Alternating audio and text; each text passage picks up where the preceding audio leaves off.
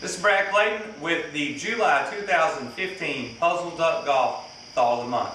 We're going to talk this evening about the relationship of the shaft of the golf club and the club face relative to how you're holding the club and your setup.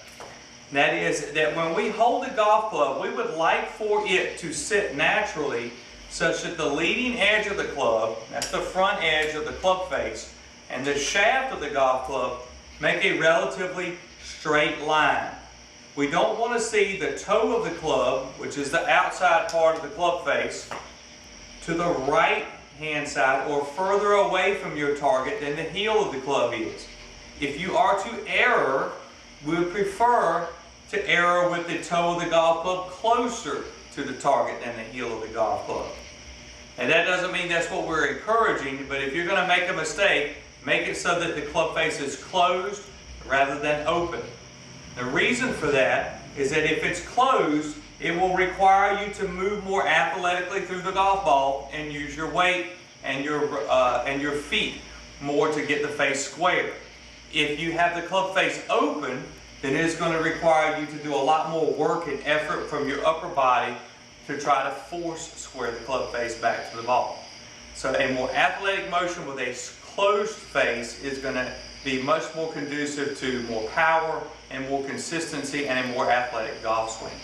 Way to check that is to simply find some lines. You can do it in your kitchen, on the tile or linoleum, out on your deck. If you have a wooden deck, find some lines, or a carport with a straight line, or simply take a rod or something or a golf shaft and set it down on the ground. Set up to it and try to see if your club face is looking square to where you're set up. If the toe of the club is further away from the target than the heel of the club is, then your face is open and you're going to have to try to force square the club face, and that's going to be a tremendous lack of power. It's going to require more effort. It's going to be weaker golf shots, more inconsistent golf shots. If the heel of the club is further from the target line than the toe of the golf club, where the toe is closer than the heel is to the target, then you're going to have a more closed club face. But the good part about that is that it requires you to use your feet and your dynamics of motion to get the club face square, and it will encourage you to do that.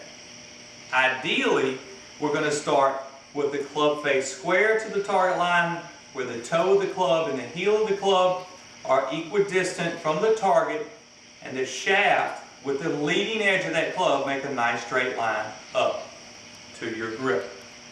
Now, some golf clubs are designed to compensate for your average player's lack of understanding of what the club face should do. So they compensate by closing the club face in the design of the golf club.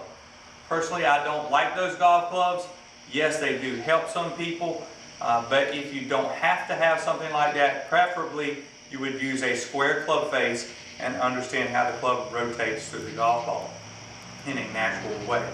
So kind of try to get a sense for that. Get your grip. Make sure your grip is in your fingers and you're on the back side. I'm sure you've heard that from me before. If you're going to err, make sure that this club face has the toe closer to the target than the heel is, and certainly not where the heel is closer to the target than the toe is. Ideally, we're going to set up with the toe and the heel equidistant from the target and the shaft in a nice straight line. Try to put a line down. You can use anything that has a line and get a reference for that. If you have any questions about this, please feel free to email them to puzzleduckgolf@gmail.com.